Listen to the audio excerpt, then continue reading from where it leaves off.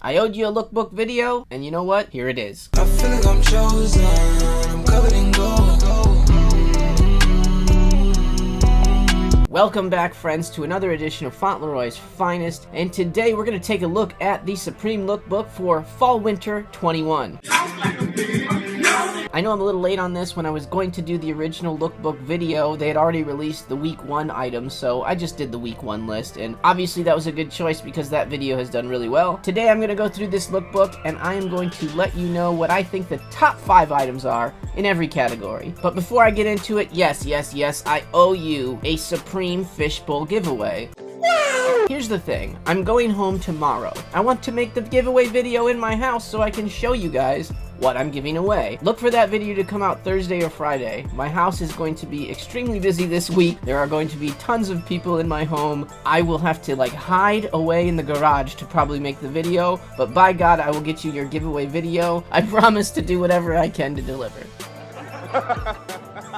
And so if you want a head start to make sure that you are eligible to win this fishbowl, go ahead and subscribe below, and then pay attention to my next video. My next video that I make is going to be the fishbowl giveaway video. I'm going to try to make this video as short as humanly possible, so let's get into the lookbook. So here we go, the top 5 jackets from the Supreme Lookbook. Okay, so my number 5 pick, I'm just gonna go with the Skittles collaboration, and I know it's gonna be really expensive, and I don't know if there's gonna be a ton of resale, but this is gonna be one of those one-of-a-kind items. I don't think there are as many Skittles racing fans as there are Yankees fans. There's still passion in that sport. This is an official collaboration with a racing team, and it's a Mitchell & Ness jacket, so it's actually a really nice jacket, and people that are into this sport don't always get these type of collaborations done with their teams, so they're going to be very expensive because it's Mitchell & Ness. Obviously it would be a gamble, all that kind of stuff. That's the only reason I'm adding them here, is because I think these are going to be rare jackets and there is going to be a market for them, although it's a small market. For my number 4 jacket, I'm going to go with the micro down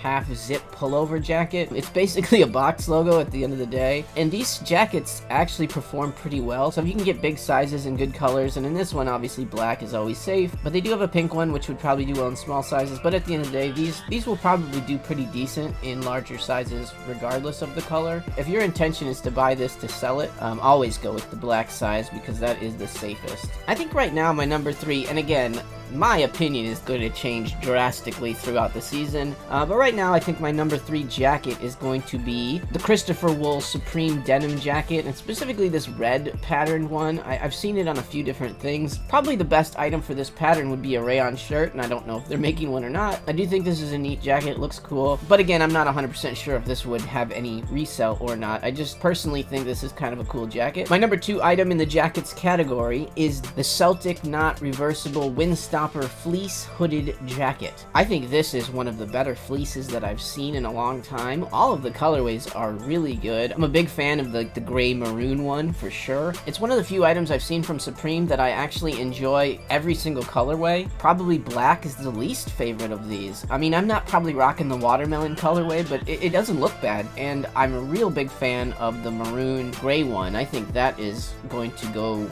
for a lot of money on the resale market. I think these, like most of the fleeces, if it's a decent pattern, which this one is, do really well on the aftermarket. I'm very confident to say that these will have some resale value for sure. You could probably even flip the mediums. That's how good of an item I think this is going to be. And then my number 1 jacket of the Supreme Lookbook, I'm going to cheat and I'm going to put all of these jackets here, and it is the Yankees collaboration jackets. To me, the best of these jackets is going to be the most expensive of them, so maybe not the best for flipping, but the Gore-Tex down jacket is just really well done. The patches all over it.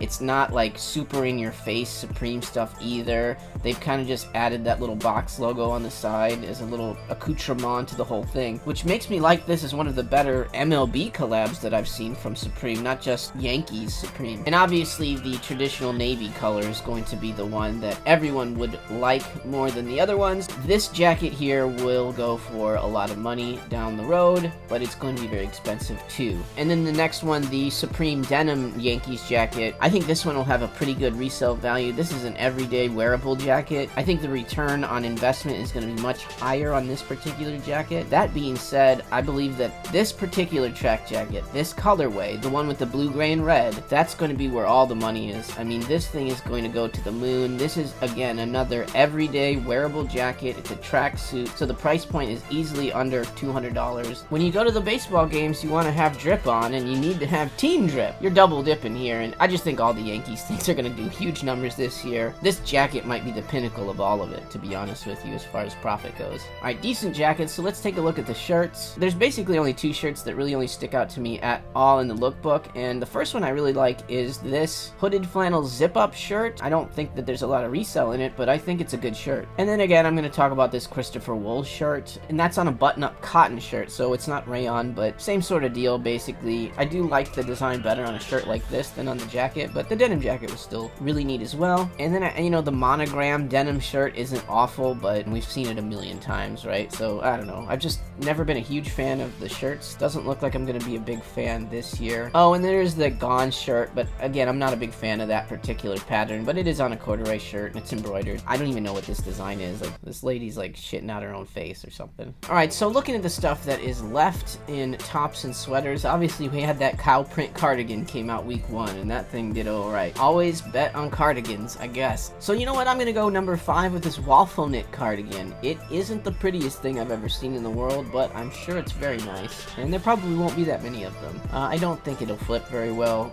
unless you get the right sizes, and to be fair, I'm just not a cardigan guy, so I don't know that game very well. For number 4, I'm gonna go with a sweater that I haven't seen a lot of love with from other people, but for some reason I just kind of think it looks neat. The Chanel logo sweater. We've seen big patterns do really well on these type of items. I like the olive one, and I like the color pattern in it, and maybe that's it. And I just have a feeling there won't be that many of those either. Will it resell? I'm not sure. And generally, anything you buy in this category is going to be a little bit of a gamble, even if you think it is a sure thing. Okay, and for number 3, I'm going to go with a soccer jersey, and it is this Tandoori Yoko Supreme soccer jersey. I'm sure I butchered the hell out of his name, but I actually think these are really interesting, and I do think that they have some potential to do well down the line. And again, this really will depend on how many they get made, and we don't know how many they're ever going to make of anything, so it's hard to say, but I do think this is a really cool design. I'm honestly not sure which one of these I like the best. I think the busier one is probably better of the two, but they're both really neat jerseys, honestly, and I think they do make a decent soccer jersey. So I'll definitely be interested to take a look at this item when it is releasing.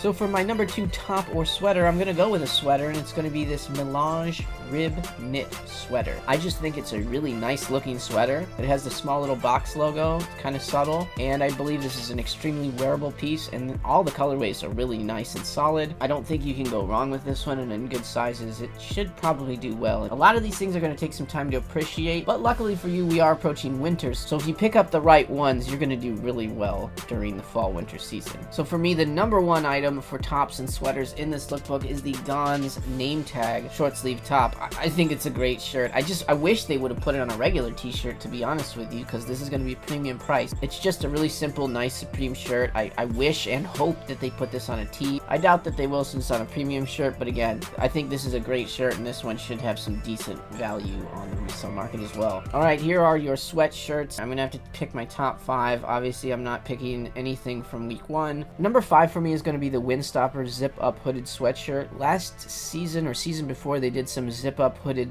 box logo sweatshirts. Those did really, really well. The small little box logo on a zip-up is just a super wearable piece of clothing. You can wear it every single day. I'm not a fan of this color, but I'm sure they're going to have some really decent normal colors that people will want. I think this is a good one to pay attention to. For number 4, I'm going to go with the Pearl logo hooded sweatshirt. It's something that could potentially do well. Nice big call out. Basically bedazzled. I think this is the year of the bedazzle. I think everybody was stuck in their house, and now they want to go out and shine and shimmer. I do think there's going to be resale in these because I just don't think they're going to make as many as some of the other hooded sweatshirts that they do. For my number 3 item, I'm actually going to pick a pair of Polartec. Pick a pair of Polartec. That's hard to say 3 times fast. But first is the half zip-up pullover. Again, it's basically a box logo. I think if you focus on good sizes and good colors. And then the Polartec hooded sweatshirt. Also, it has a box logo on it. These are box logos. I mean, at the end of the day, if you're walking around with a big box logo on your chest, I don't know what more you want from Supreme. Yeah, these aren't the traditional hoodies. They're probably going to be a little more expensive. than if you just bought the traditional hoodies, but then again, there's always resale to be had when there's a box logo on the front. And for my number 2 top sweatshirts from the Supreme Lookbook for this season, I'm going to go with the New York Yankees airbrushed hooded sweatshirt, specifically the white and blue one. That is a traditional Yankee colors. That is a really cool hooded sweatshirt, and had there not been the item that I'm going to talk about next, this would easily be the number 1 item. That being said, the obvious number 1 item, the only item that I think everyone has at the top of their hooded sweatshirts list this year is, of course, the box logo, and they're going tonal this year. Obviously, I'm all in. I would be all in anyways, but I definitely like these better than the last few box logos, so I'm really excited for that, and it's looking like maybe the first week of December for those, is what I'm hearing around the campfire. Alright, now we're into the pants category. Not a huge fan of Supreme pants. They don't really fit me that well. It's hard to know if they fit or not, so I just generally stay away. All that said, there are only a few items that I really do want to talk about from the pants side of things. First off are the airbrushed New York Yankees sweatpants. Again, the blue ones that go with the hoodie that we just talked about. I think those are a fine cop and they should do really well. There will be track pants to go along with the Yankee track jacket, and again, I say anything in those colorways are fine. Anything Yankees is fine. And then there are a pair of these Yankee denim jeans that go with the denim jacket. Also, go after those. Don't even worry about size. Other than the Yankee stuff, not too interested. Maybe these monogram denim double knee painter pants are something to take a look at. The monogrammed items generally do pretty good and kind of looks better on pants than it does anywhere else, but at the end of the day, I'm not super interested in a lot of these pants. Supreme likes to disappoint in the pants department. That's what she said. That's what she said. That's what she said. So I already talked about t-shirts in my week 1 review video. I already talked about the bags in the week 1 review video. And then as far as hats goes, I mean, honestly, just go for black camp caps and dad hats. Anything with a box logo on it is fair game. I'm not super into the fitted New Eras anymore. They just made too many of them, flooded the market. Now everybody has them. So for me this year, as far as hats goes, I'm going to go with the traditional black camp caps. I'm going to go after any trucker hats that I think look decent, and then 6 panels. And I'm going after these for multi-carts and free shipping for the whole year. As far as the skate deck's concerned, there's a New York Yankees skate deck coming out that I think will probably be the deck of the season. And then we also have the Shrek one coming out at some point. They've just been releasing so many decks now that it's hard for anything that's brand new to do any kind of numbers. So you almost never know on decks until after the fact, because usually decks with big spellouts do well. They've released decks like every month that have huge spellouts. Again, they're just sort of flooding the market with that stuff. So if you like the decks, buy them, but I'm not sure if there's a lot of resale anymore. With the exception of that Yankees one. I bet that one will do okay. Now, as far as shoes goes, we've already seen the white and the black Air Force Ones. They're going to be releasing brown Air Force Ones, or flax, or whatever they want to call that colorway. Obviously, they're going to do really well. It's a new shoe. Nobody has it, so I would be focusing on these brown ones if you were buying them. If you're buying personals, get whatever you can. The Air Force Ones still resell decently. They're going for like $170 to $200 depending on the time of year. So at the end of the day, I think that it's definitely smart to go after the brown ones. They will have the highest resale value. If you could get any of them, good on you, but I think my focus would be first brown, then white, then black. Now let's take a look at the accessories. I'm going to try to do a top 5 list of accessories, and then we can just kind of look at the other ones. So for number 5, you know what I'm going to do? I'm going to go with Skittles. That's right, I'm going to taste the rainbow, people.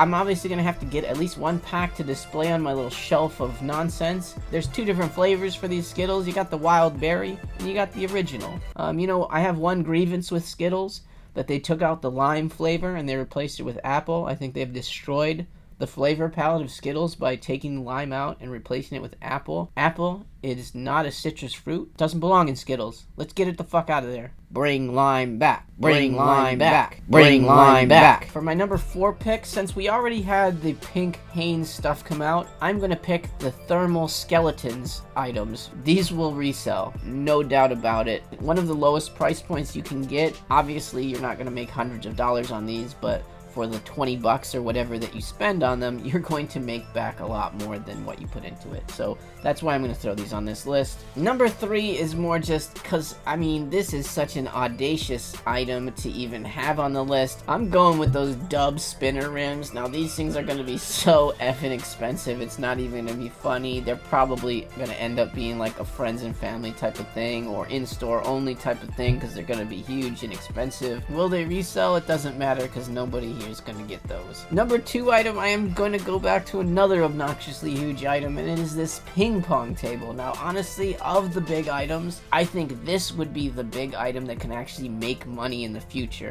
This is a usable item that people could have in their house, in their den, in their man cave, in their garage. This is a usable piece of equipment. It's going to be very expensive. I think if you take this and look back towards like the pinball machine, I think that's the kind of range that this has. I mean, this could easily be a friends and family item as well, or just a really hard item to get. They won't make very many of them. Even though it's going to be an obnoxiously expensive item, this thing has the potential to do real big profit down the road. I think these things are going to just be impossible to get, even if they're not just friends and family only, which I assume they probably will be. My number 1 item in the accessory lookbook is going to be this Gundam figure. I think that this is an item that a lot of people are going to want. It's going to be an accessible item. It's an item that you can set on the shelf. This could be one of the bigger items of the year as far as accessories go, at least the ones that we've seen in the lookbook. Obviously, this is not all the accessories that are coming out, and these are not all the items that are coming out. This is just your preview. This is your taste test. Most of the Supreme items are on this list. And so there you have my top 5 of the accessories. Now, there are a few other neat items, like there's this bed that's made out of all horsehair that's like a $30,000 bed. These speakers that are also just extremely expensive speakers, but they're very nice. You know, we have a saw, we have a nice wine bottle opener. And again, my opinions change on a week-to-week basis as we see more images of these items, as we understand how big they are or what they're made of. My opinion will fluctuate throughout the season, so just keep paying attention to these videos. Don't care. I'll be doing my best to get you a video every week for each drop list. Still don't care. And then we can go over the items